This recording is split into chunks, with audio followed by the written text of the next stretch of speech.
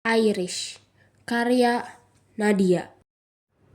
Lo pernah gak sih ngeliat atau ngalamin sendiri kalau lo punya mimpi dan tujuan hidup, tapi hidup lo emang udah diatur sama seseorang dari lo kecil? Nah, diantaranya itu gue. Gue Irish. Dari gue kecil sampai 20 tahun, hidup gue selalu diatur nonstop sama orang tua gue. Yap, 20 tahun hidup gue selalu diatur sama mereka. Mereka selalu bilang, kita tahu apa yang terbaik buat kamu Irish. Kenapa? Nggak percaya? Ya udah, kalian emang nggak perlu percaya kok. Singkat saja, waktu gue umur 10 tahun, gue pengen banget ikut lomba menggambar di sekolah. Guru gue bilang gambar gue bagus, tapi ayah selalu bilang, menggambar gak ada masa depan, fokus sama les piano. Tebak, gue ngapain? Ya, gue nurut aja. Pas SMA, gue pengen masuk jurusan IPS, karena gue suka banget sejarah. Tapi mereka bilang, IPA lebih menjamin. Kalau IPS nanti kerja apa? Gue lagi-lagi nurut. Gue dapat notifikasi dari email kalau gue dapat tawaran beasiswa full di Stanford University. Keren kan? Ya iyalah. Tapi masalahnya orang tua gue gak bolehin gue kuliah jauh-jauh. Mentok-mentok gue dibolehin merantau keluar kota di Jogja dan kuliah di Universitas Gadjah Mada. Ya cuman gara-gara itu deket sama rumah sepupu. Terus bagaimana dong beasiswa di Stanford? Ya gue juga galau ya. Gue lagi makan malam bersama keluarga di meja makan. Salah satu peraturan yang sangat wajib diikuti. Ayah gue lagi membaca koran. Sebuah kebiasaannya setelah ia makan malam. Hening. Bahkan sampai suara gesekan sendok di piring pun terdengar jelas.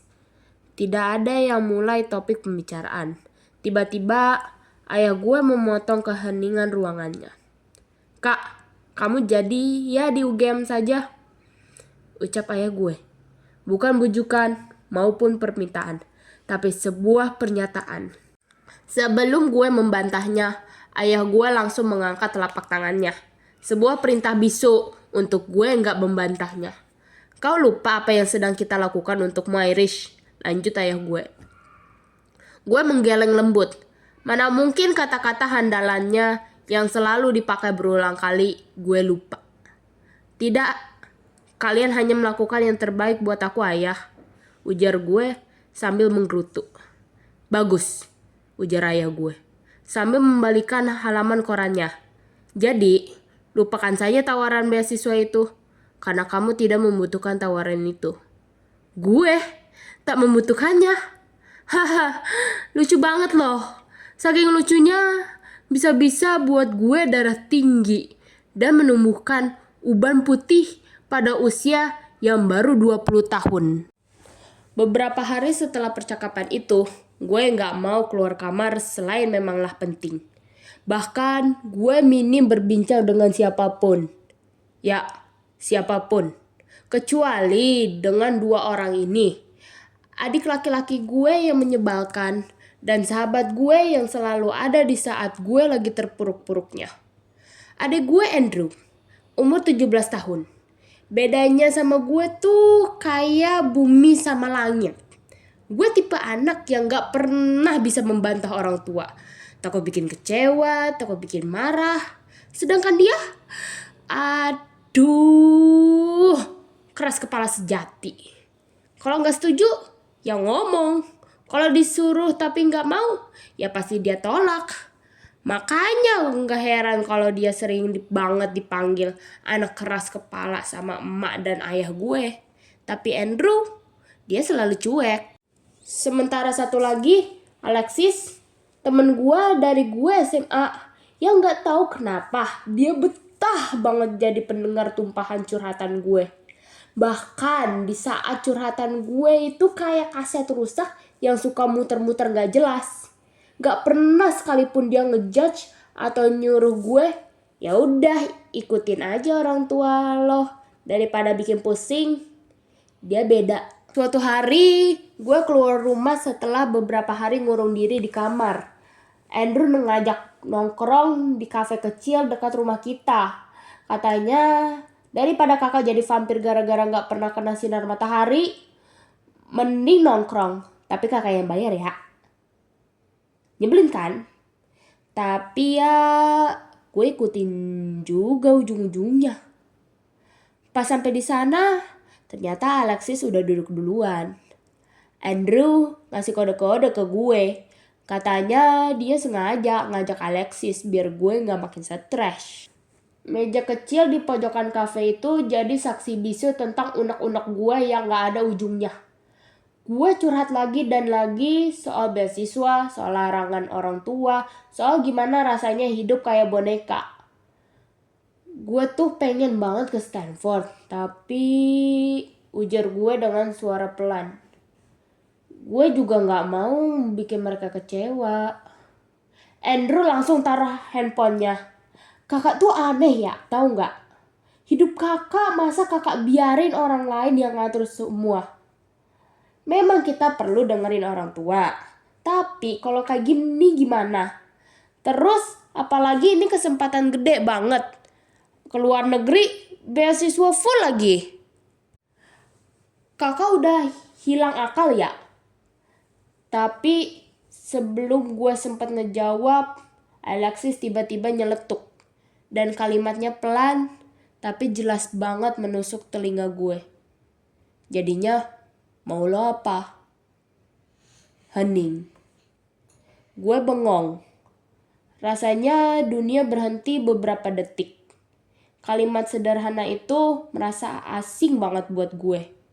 Seumur hidup, pertanyaan yang selalu gue denger. Kamu tahu kan apa yang kita lakukan buat kamu? Andrew diem, nunggu jawaban. Alexis pun juga menunggu. Matanya lurus ke arah gue. Dan gue ngerasa kayak ada sesuatu yang pecah di dalam dada gue. Air mata gue netes. Gue gak bisa bohong lagi. Bahkan ke diri gue sendiri. Gue mau ke Stanford. Tiba-tiba Andrew bertepuk tangan. Ya ampun. Akhirnya keluar juga kata-kata sakti. Dari tadi gue kira kita bakal nunggu seabad. Gue melotot. Lo tuh ya. Tapi serius kak. Andrew nyengir. Aku bangga sih kalau boleh jujur. Alexis mengangguk pelan.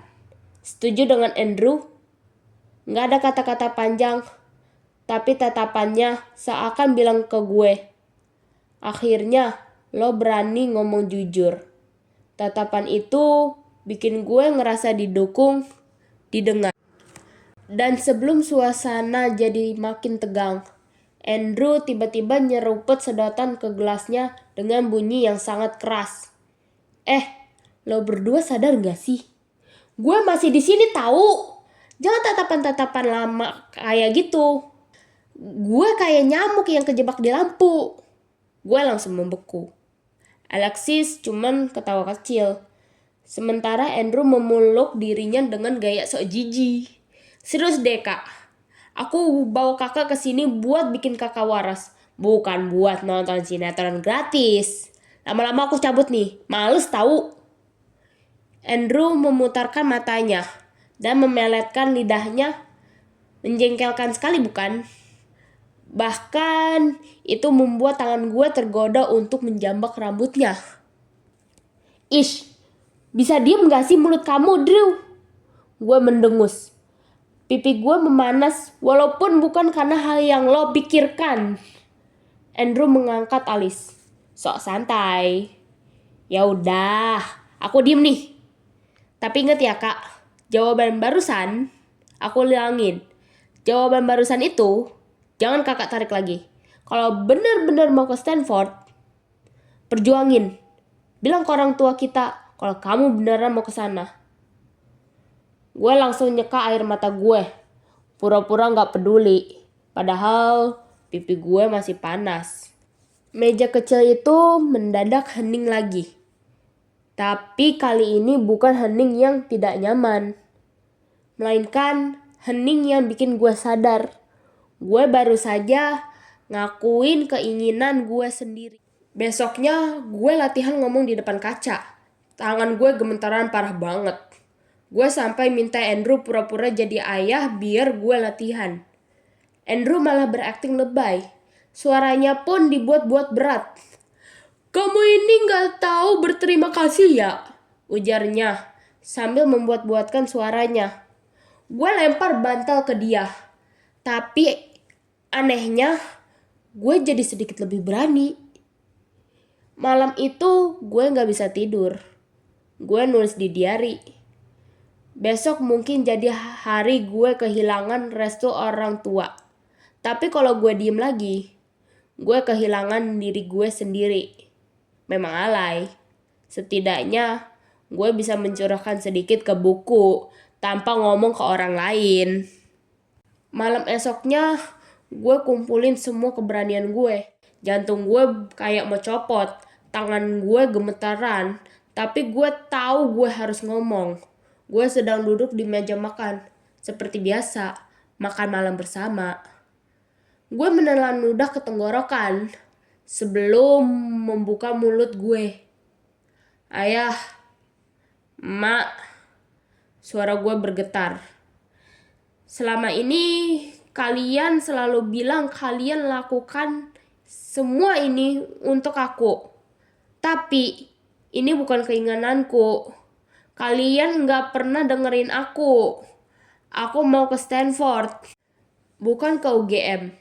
Karena itu mimpiku, bukan mimpi kalian." Sunyi. Ayah gue berhenti membaca korannya. Ibu gue menatap gue dengan mata lebar. Gak percaya gue bisa ngomong seperti itu. Perdebatan panjang telah terjadi setelah itu. Suara meninggi, tuduhan, air mata bercampur jadi satu. Gue tahu mereka kaget, marah, dan pasti kecewa. Tapi untuk pertama kalinya, gue gak peduli. Gue belajar hanya yang maha kuasa dan diri lo yang punya full kontrol hidup lo. Gue gak lagi jadi boneka. Gue bukan cuman anak penurut yang nurut tanpa suara. Gue Irish, punya suara sendiri. Dan kali ini, gue milih buat dengerin suara itu. Gue milih buat pergi ke Stanford, ke mimpi gue.